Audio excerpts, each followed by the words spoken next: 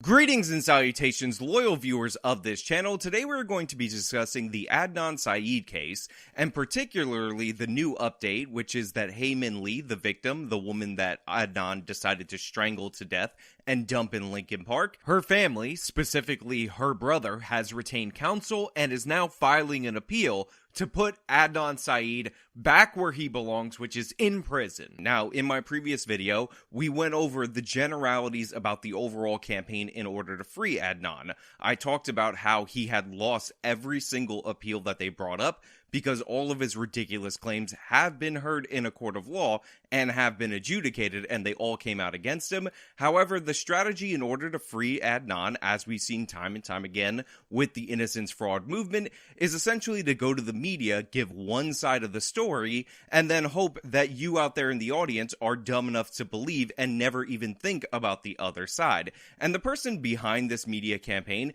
is a woman called Rabia Ochandri, and she is Adnan's childhood friend. She's also an attorney, and she has made bank off of this case. She has a best-selling book. She's actually the one who fed the story to the Serial podcast that gave this story national attention, and she was behind the HBO documentary series, which was a propaganda series on behalf of Adnan that specifically was designed to make him look as good as possible, make him look as innocent as possible, while ignoring the key pieces of evidence and presenting evidence that had already been knocked down on appeal. Now, I didn't do a deep dive into the particular idiotic claims brought forward. I thought it should be obvious that this person is guilty because he's the only person with motive.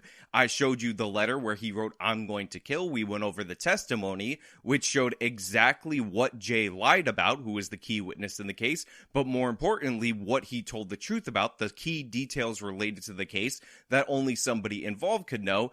And we talked about briefly how cell phone records actually place Adnan at the burial site. And in fact, the cell phone records show far more than I let on in that previous video. However, this is a point of contention that idiots in my comments have been leaving me, because this is something that has been brought up in every single documentary. It has been brought up in the podcast that supposedly the cell phone records aren't this magic bullet that you think it is. The cell phone records, I don't know if you know this, I don't know if you're aware of this, actually don't prove what was alleged to have been proved in a court of law. And in fact, they actually got an employee from AT&T that testified in the trial of Adnan to say that had he known what he knows now, he probably would have testified a little bit differently. Now, all of these claims are ridiculous. All of these claims are absurd, and all of these claims are not even internally consistent, which I will go over in great detail right at this very moment. First and foremost, what this claim is based on is that basically when the cell phone records were faxed over to the police, it came attached with one piece of paper that said that the cell phone location data is not as reliable on incoming calls as it is on outgoing calls. This one piece of paper is the basis for calling into question the entirety of the cell phone record data, because the Lincoln Park calls, which are the burial site calls, actually are incoming calls, not outgoing calls. Therefore, that proves that it's totally unreliable, totally nonsensical. Therefore, Adnan Syed is innocent. Let him out. Oh my God, travesty of justice. Islamophobic justice system. There we go. Slam dunk. We nailed it. So, first and foremost, this is not true, but I will get into that a little bit later. But presuming that this is in fact true, and coincidentally Adnan's phone, for no particular reason, decided to ping in a cell tower that almost exclusively covers Lincoln Park, which happens to be the burial site of Hae Min Lee, the girl that Adnan Syed strangled to death, by the way, because she broke up with him and he didn't like that. That is not the beginning and the end of the story, because you see, there's actually an outgoing call at 8 o'clock, because the burial calls all happen about around 7:10 or 7:15, and that outgoing call came from the disposal site of Hae Min Lee's vehicle. So even if you presume for some reason incoming calls are not accurate according to this theory, that does not account for the 8:04 phone call, which was of course at the disposal site of the vehicle, and again is an outgoing call. call. Now, to address the claim that incoming calls are somehow invalid in terms of location data, we should actually look to the specific hearing where this was adjudicated, because it turns out that piece of paper that says that incoming calls are less reliable or not reliable or whatever doesn't appear to have a known author. Nobody knows where this claim comes from. And in fact, Serial, which is the podcast that popularized this claim, which, by the way, the host of Serial is actually the character that Tina Fey is based on in the show Only Murders in the Building, just so you know, actually went in and looked into this, and they reached out to experts, and all the experts came back and said the following: there is no distinction between cell tower location data for incoming and outgoing calls. Quote, finally, Dana ran the disclaimer past a couple of cell phone experts, the same guys who had reviewed at our request all the cell phone testimony from Adnan's trial, and they said, as far as the science goes, it should not matter incoming or outgoing. It shouldn't change which tower the phone uses. Maybe it was an idiosyncrasy to do with AT&T's records keeping, the expert said. But again, for the location data, it shouldn't make a difference whether the call was going out or coming in. So, even the podcast that originally brought this to the forefront, that was originally advocating for this, when they reached out to experts, found nothing to validate this. On top of that, you actually had another expert show up to court to testify to the validity of this, and unlike the expert that testified in Adnan's regular local trial, this is a national expert who is renowned for his expertise, and he happens to have the last name Fitzgerald, which means for sure he's 100% trustworthy. And despite the fact that the defense was trying to do dirty tricks during the course of this hearing, he proved his expertise by seeing through them in real time. You see, one of the tactics that the defense attorney tried to use, because this is the tactic for Adnan Syed's whole defense, is to present a doctored form of the phone records to the expert witness, which he identified as a doctored form of the phone records, and called him out in real time. And we'll go to the quotes just so you can hear how devastating this was for the defense. The quote from Chad Fitzgerald: "It is offensive that you handed me manipulated evidence and tried to undermine my expertise.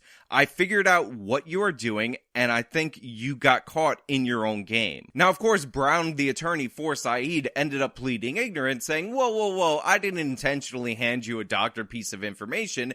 This happened to be what I had in my file, and obviously this means that the documents were just not turned over properly to the defense, so honestly, it proves my case. Now, this is ridiculous and absurd for a number of reasons. First and foremost, the trial happened in the year 2000, so even if that was the case, the actual phone records were entered into evidence during the course of that trial. We're in the appeal phase at this point. It's 16 years later when this hearing happened, and Brown is saying that 16 years later, even though anybody can download the transcripts of the file of the court and look at them, he somehow, as Adnan's attorney, just happened to have this doctored version and accidentally presented it and didn't question it. These are the same people, by the way, who say that their own people can determine that these cell phone records are unreliable because for whatever reason they're just unreliable. Look at this piece of paper we got from AT&T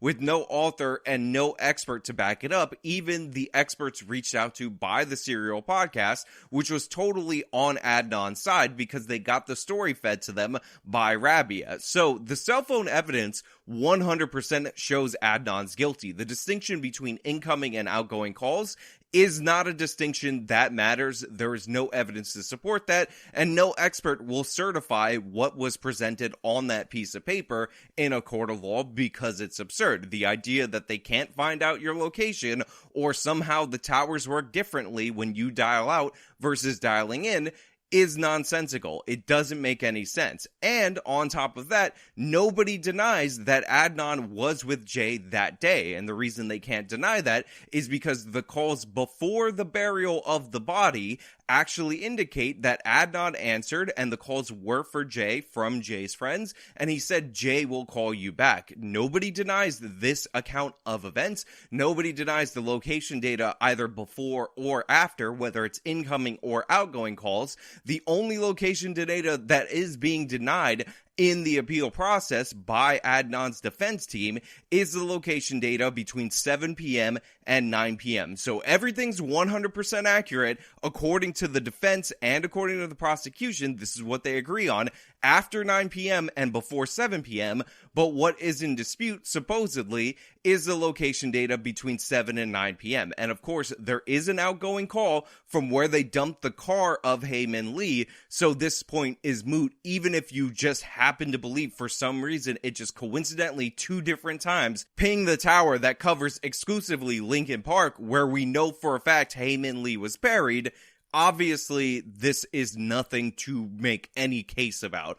On top of that, in the appellate process, in that 2016 appeal that was brought forward, they were arguing for ineffective counsel for the most part. So even the defense team knew that their claims about the cell phone evidence were likely not going anywhere. So of course, they presented a woman called Asia McClain. Now, we talked about her specifically in my previous video, but Asia McClain is somebody who 2 people have signed sworn statements alleging she told back in the day that she would end up lying for Adnan because she believed Adnan was guilty. And in fact, she was actually brought forward in a previous hearing in 2010 in order to testify, and her 2016 testimony and what she's brought forward in the documentaries and in the serial podcasts claims that the reason she didn't testify that she saw Adnan in the library in and around the time of the murder was because the prosecutor convinced her that the evidence against Adnan was overwhelming, therefore she decided not to testify. I figured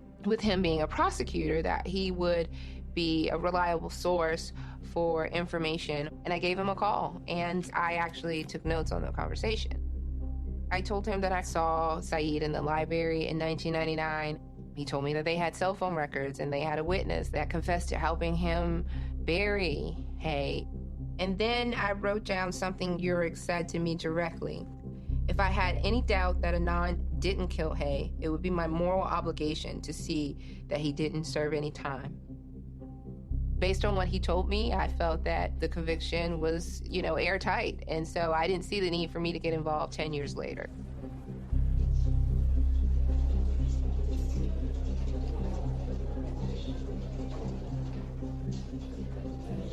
Now, I want you to really pause for a second for station identification and maybe think about what that actually means. According to Asia McClain, in 2010, even though she knows for sure that she saw Adnan Syed at the date of the murder, at the time of the murder, allegedly, in the library, and she had a conversation with him for 15 minutes, and that conversation is something she committed to memory, a prosecutor was able to convince her not to testify to that, even though she's 100% sure that happened based on cell phone location data. Now ask yourself, if you had a conversation with somebody who you were writing letters to in prison, somebody who was your close friend, somebody that you respected, somebody that you likely had a crush on, which by the way goes to the underlying motivation behind her actions, then why wouldn't you testify if somebody showed you some cell phone records that may have disabused you of the notion that he was innocent? If you did have this conversation, if you knew for sure that you talked to this person in and around the time of the murder, then why wouldn't you still testify? Because that conversation obviously happened, and you shouldn't be scared off by all this so-called evidence, because obviously that evidence has to be wrong. Asia McClain's excuse for not testifying in the 2010 appeal makes no sense. There's a reason why she only came forward in and around the time of the serial podcast, because they were working this woman for years to go back to her original lies about Adnan Syed. Learned that the defendant filed this petition? A young lady named Asia called me. And what did she say? She was concerned because she was being asked questions about an affidavit she'd written back at the time of the trial. She told me that she'd only written it because she was getting pressure from the family, and she basically wrote it to please them and get them off her back. So to be clear, the cell phone data is in fact reliable. All the assertions to the contrary are not backed up by any expert testimony. The only thing backing this is one piece of paper that nobody can determine the author of, and every expert that has reviewed this says that there's no technological difference between how a tower would perform in in an incoming call versus an outgoing call. The Lincoln Park Tower, which is where Hae Min Lee's body was in fact buried, does cover that area and little more than that area. So obviously they were in the park that day in the location where Hae Min Lee was in fact buried. On top of that, if you still don't believe it, if you believe this piece of paper over every expert and you somehow don't want to call into question every single other case that relies on this same data, which has been validated and put forward at trial time and time again, I mean, that's on you. You got to think about the broader implications of what you're claiming. There is, in fact, an outgoing call at the dump site of the car shortly after the burial of Hae Min Lee. So we have the calls that put Adnan and Jay together at the burial site. We have people who testified that they were together that day. We have people who called and said that they were looking for Jay because Jay had the phone. Adnan picked up, said Jay will call you back. And we have the location data that ties this all together. So even absent the testimony of Jay Wilds, the cell phone data tells the tale. On top of that, as brought up in my previous video, originally the defense team for Adnan was going to go with the argument that Adnan was at mosque all evening, and they actually had 80 witnesses that were going to testify that Adnan was totally at the mosque. I showed the list of names on screen so you can see it, but let me read you this motion to inform the prosecution what the defense is going to do so you can hear it for yourself. Dear Mr. Urich, again, this is the prosecutor. These witnesses will be used to support the defendant's alibi as follows. On January 13th, 1999, that is the date of the murder, Adnan Syed attended Woodlawn High School for the duration of the school day. This isn't true, by the way. At the conclusion of the school day, the defendant remained at the high school until the beginning of his track practice. After track practice, Adnan Syed went home and remained there until attending services at the mosque in the evening. These witnesses will testify as to the defendant's regular attendance to school, track practice, and the mosque, and that his absence on January 13th, 1999 would have been noticed. And then there's a list of about 80 people, none of which who testified in a court of law after it was proven that they would be perjuring themselves. Now, the reason I bring this up in particular is because part of the Innocence fraud campaign relies heavily on smearing the Korean community as not caring about Hae Min Lee, smearing the family of Hae Min Lee, and depicting them as bloodthirsty monsters who wanted revenge for previous victimization, since this happened in and around Baltimore, that happened to their community. Cheered Syed's efforts for a new trial. The family of Hae Min Lee has not, saying in a February statement, "It remains hard to see so many run to defend someone who committed a horrible crime, who destroyed our family, who refuses to accept responsibility when so few are willing to speak up for Hae." Now, the clip that I'm about to show actually features Koreans speaking Korean, and it's subtitled. So for my blind viewers on Apple's podcasting platform and on Spotify, I will be doing the dub so you can understand what's being said. So this is Sun Hee Lee speaking. She is described by the documentary as a family friend of Hae Min Lee. When this happened to Hae Min, at the time we thought this is something that we can't let go. As a community, in order to protect our kids, we need to demonstrate and protest.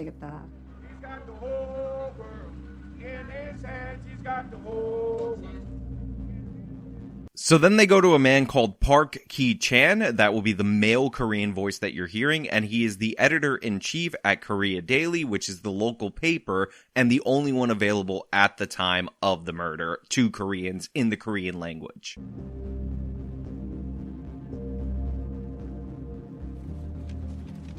This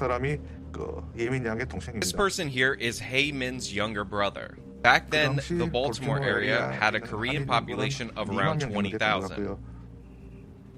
Koreans had one daily newspaper, and a lot of Koreans were small business owners. Delis, carryouts, liquor stores, convenience stores. Besides these jobs, there were no other jobs available for us. Normally, you would have to work 15 hours a day. So you provide for your children. Koreans generally worked own stores in dangerous areas of Baltimore. There were a lot of robberies and murders. I remember Joel Lee's murder in 1993. 4 eyewitnesses said this man, Davon Neverdon, held up and then shot and killed this college student, Joel Lee. But Neverdon was acquitted. We want justice! We want justice! Joel Lee died twice by 2 murderers. One was Neverdon, and another was the legal system of this country. So the Korean community united and protested unfair judgments. Tonight, a community comes together to protest the death of a Korean grocer who was killed at his East Baltimore store. Immediately following the funeral service, members of the Korean American community will join a special motorcade around the city. The hearse will be driven by several of the crime scenes and encircle City Hall. Some of the people in these cars are calling this a protest. Others are calling it a motorcade. But no matter what it is called, it is meant to send a message. We feel we're victimized again and again and again. Oh, sure, arrest me, so what? What after that? They go free. We want results. The headline is when Hae Min Lee's body was found. It was our first story on her. Front page article. Lee's family wants justice, closure to the saddest loss of their lives. He should get what he deserves for doing this. It will be difficult, but I will go on. All we wanted was for that kid to be convicted. What's insane about this section of the docuseries is essentially they lay out case after case of Koreans being victimized and the perpetrator walking free despite the fact that there's overwhelming evidence to convict them, and they use this as a smear against the Korean community to make it seem like they all wanted revenge against Adnan, and they juxtapose that to footage of them having candlelight vigils, talking about the victims, emphasizing the victims, coming together as a community and demanding justice, not revenge. This is a sick, disgusting smear against the Korean community, and unfortunately, this is not the first, nor will it be the last, because the smears go on. And here you have, right here, an entire community of people, mostly attendees at the mosque, coming forward, willing to lie for Adnan, even though he's facing murder charges, and only backing down when they were informed that their testimony would clearly and obviously be proven false in a court of law. So let's be clear, Adnan Syed murdered Hae Min Lee. He strangled her to death, he dumped her body in Lincoln Park, and the cell phone records back this up. Adnan was very angry at her. We went over the letter in the last video, and Adnan writing, "I'm going to kill" on that letter. And on top of that, he was actually contacted and became a suspect, in part because he asked Hae Min Lee for a ride that day, and he was the last person known to see her alive. Adnan had his own car. He claimed that he needed the ride because his car was in the shop, then his car was not in the shop, then he claimed he didn't need the ride or didn't ask for the ride because he has his own car. All of these machinations of the stories show the inconsistencies in what he's put forward this whole time. He killed her because she dumped him and moved on. He was very angry about it. Everybody knew Adnan was very angry about it. At one point, a school official had to hide Hae Min Lee from Adnan. On top of that, there was an anonymous tip informing the police that Adnan used to take Hae Min Lee in and around Lincoln Park, so he knew the area, in order to hook up with her. And the reason I bring this up is because we talked early on about how the family is filing the appeal because they weren't even granted a real chance to show up to the hearing, and this whole campaign has been smearing them. Well, now they're actually smearing the brother of Hae Min Lee as the anonymous tipster, even though the anonymous tipster clearly is somebody who knew Adnan from within his own community because he described relationships with Adnan and his friends. Now, this is from Amy Berg. She's the director of the case against Adnan Syed, the HBO propaganda docuseries, accusing Hae Min Lee's brother of calling in the anonymous tip when we have overwhelming evidence to the contrary. I don't know what type of racism exists currently, but as we discovered in the hashtag case against Adnan Syed, the tip that Adnan did it was called in by somebody of Asian descent, not S-Asian, meaning South Asian confirmed. I often wondered if it was Young Lee, this is the brother of Hae Min Lee, who called in the tip himself. He was so young. Now, the caller, by the way, is in fact identified as a male 18 to 21, and of course, this does not match the description of young Lee. On top of knowing where they would hook up from time to time, something that Hae-Min Lee's brother likely wouldn't know because she was keeping the relationship a secret from her family, this anonymous caller also brought up one of Adnan's friends and how he was told that Adnan, if he ever hurt his girlfriend, would basically put her car into a lake. So Adnan would talk about hurting his girlfriend if she ever stepped out of line before. This caller was clearly not the brother because he had names and home phone numbers of Adnan's associates, and he gave the tip about Adnan. Obviously, this was somebody that he was hanging out with that wanted to turn in the tip, and I wish this person would come forward so we would know the breadth of it, but it's totally and wildly inappropriate for somebody who put together a propaganda film that smears the Koreans as racist, that smears Hae-Min Lee's family, to randomly, when we all know this is inaccurate, decide to accuse the brother of calling in the anonymous tip, thus participating in the framing, when all he's doing is filing an appeal because Mosby, the district attorney that's a lame duck district attorney, was on her way out and decided that she was just going to file an appeal based on the defense and get a vacation of conviction, even though Adnan lost each and every appeal. It shouldn't be on the brother in order to fight back against this corrupt innocence fraud system, but it is on the brother. And the response to this, because this brother is the only person who speaks English in Hae-Min Lee's direct line of family, her parents don't speak English, is for her to throw out to her followers that the brother is now in on the framing of Adnan. Everybody's in on the framing of Adnan. For some reason, everybody wanted to get this 17-year-old guy because everybody hates Adnan. I don't know if you know this, Islamophobia.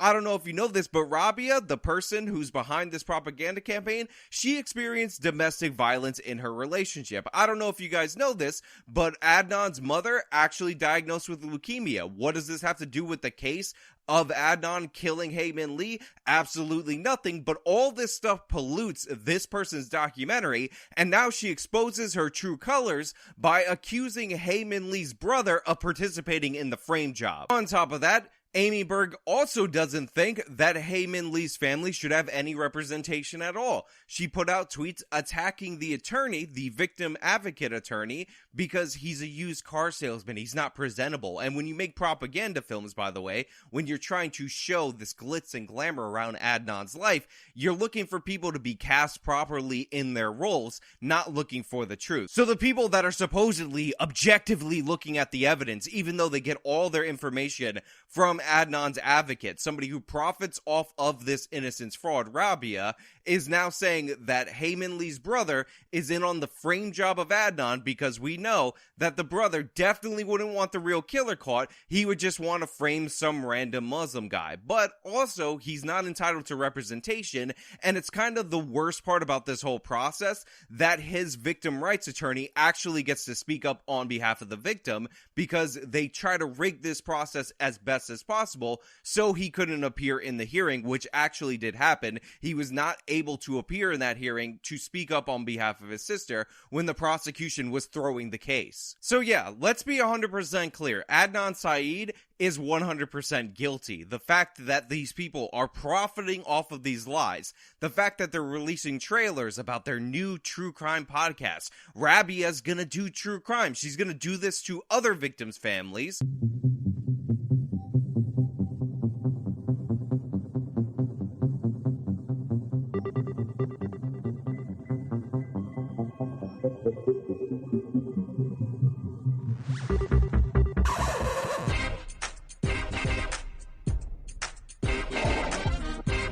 You ready? Let's do it! The fact that not just the HBO docuseries director, but this entire campaign has been mercilessly smearing members of Hae-Min Lee's family over and over again just because they're inconvenient, because, you know, the family focuses way too much on the person that was murdered in this situation, and we're trying to make some money to try to get the murderer out of jail because, you know, honestly, he's such a great guy, and these freaking people in the family keep talking about their sister and their daughter and how much they loved her and how much the Korean community community cared about her, and we really can't tolerate that. So we got to smear the Koreans as evil racists, we got to smear the brother as participating in the framing of Adnan, and we got to smear the family as not caring about her, as noted in my previous video. It's horrible. It's terrible. These people are monsters. Stop giving them money. Don't listen to this crappy podcast. Look at this trailer. Tell me you're all about it, and I'll tell you, you don't belong on this channel.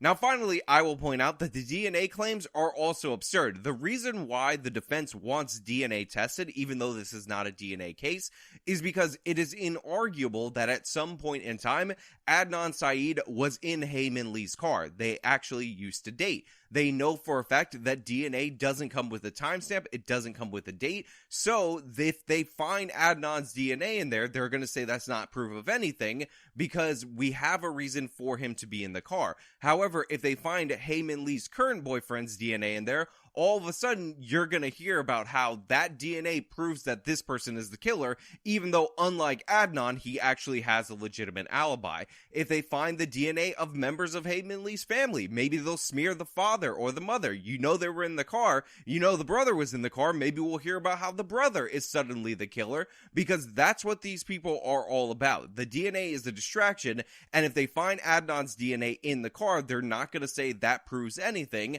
And on top of that, they want to test random pieces of garbage that were located somewhere in the park where Hae Min Lee was buried. Now, this park is huge. They're looking at random pieces of garbage that have no connection to the crime scene, including a condom wrapper. There's no evidence of sexual assault, but they're testing a condom because they're trying to find some kind of DNA to say that somebody did something, even though this was a straight up strangling by the ex-boyfriend because he was angry about the breakup. We have multiple witnesses that acknowledge that this is a fact. We have threats of him saying that he's going to kill Hae Min Lee. We have people who had other conversations with him saying that if he were to hurt his girl, this is how he would do it, and it's quite similar. This is who Adnan is. He killed his ex-girlfriend because she dumped him, because she wanted him to leave him alone, because she moved on. He choked her out and dumped her in a burial site that he has a connection to. The cell phone records show it, and then they disposed of the car, and he's been feigning innocence all the way, and all these people have lined up to lie for him, despite the fact that the case against him is bulletproof. What happened here was an absolute travesty of justice. It was justice via the internet, justice via the Twitterati, justice via podcast, which is no justice at all, and a guilty man is walking free, and we all need to support Hae Min Lee's family, who shouldn't have to retain their own counsel because the state should be representing them in their fight to get this monster back in prison. Anyway, that's all I really have for you guys today. Thank you so much for watching. If you like this video, show them by leaving a like, subscribe for more content, follow me on all my social media, support me via the support links in the description box of this video. This has been me talking about Adnan Syed being 100% guilty, refuting and destroying all this supposed evidence. Till next time.